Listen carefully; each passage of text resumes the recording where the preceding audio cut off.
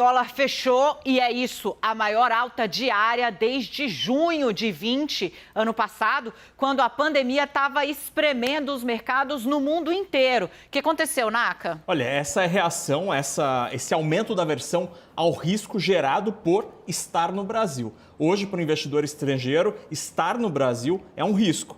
E aí, um sinal desse afastamento do país é a cotação da moeda, porque estrangeiros, quando deixam o país, precisam comprar dólares, e aí, como na feira, quando o tomate aumenta, porque muita gente está procurando, acontece a mesma coisa com o dólar. Muita gente querendo se proteger no dólar, aí o preço sobe. Então, a gente terminou o dia hoje com uma alta de 2,84% da moeda norte-americana, terminou o dia negociada a R$ 5,32, maior alta diária desde junho de 2020. A agência Reuters, Dani, acompanha mais de 40 moedas internacionais.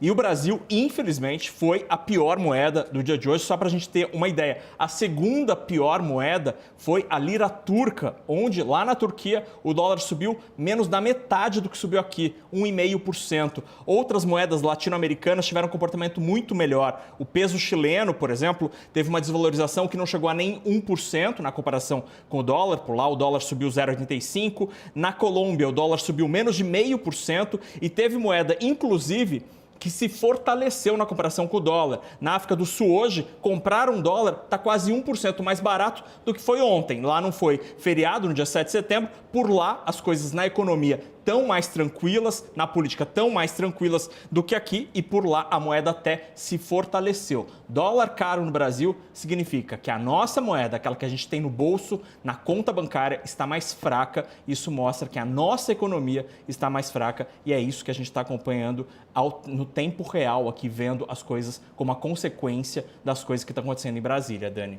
Nakagawa, eu acho importante a gente explorar um pouco melhor para quem está em casa, tentando entender.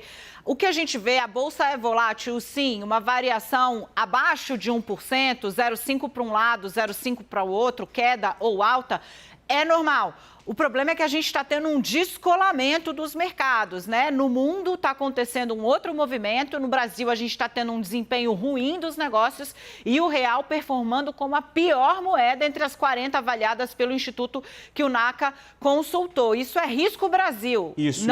Sim, isso é risco Brasil, é medo do estrangeiro de estar aqui. Outro bom indicador disso é como está a nossa bolsa. A nossa bolsa, no acumulado deste ano, tem uma pequena queda na comparação com o que estava lá no último dia do ano passado. Se você olha bolsas no exterior, em Nova York, por exemplo, elas subiram quase 20%. Ou seja, o Brasil está ficando para trás. Os nossos problemas têm feito preço, como dizem no mercado financeiro, têm botado os nossos preços para baixo, porque a economia não consegue avançar como deveria ou como era esperado por causa dos nossos problemas basicamente políticos. Há problemas econômicos? Há, por exemplo, a situação das contas públicas, mas isso também é uma consequência do nosso cenário político. E diante do que aconteceu ao longo das últimas horas, Dani, para o investidor fica muito difícil reafirmar posições aqui no país, porque se num cenário em que você tem a discussão eleitoral um ano antes já é algo meio ruim, porque você deixa de estar focado nos problemas reais da economia, quanto mais dizer numa situação como essa em que você tem um risco de crise institucional, uma crise institucional, riscos gerados por ela. Então a eleição passa a ser uma possibilidade, olha, que bom se a gente estivesse conversando apenas das eleições. Então isso é,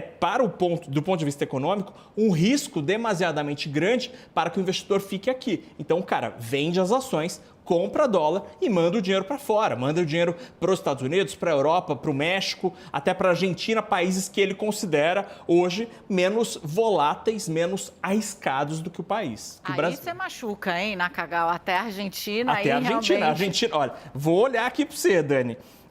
O dólar na Argentina hoje subiu 0,2%. Aqui subiu 3%, quase.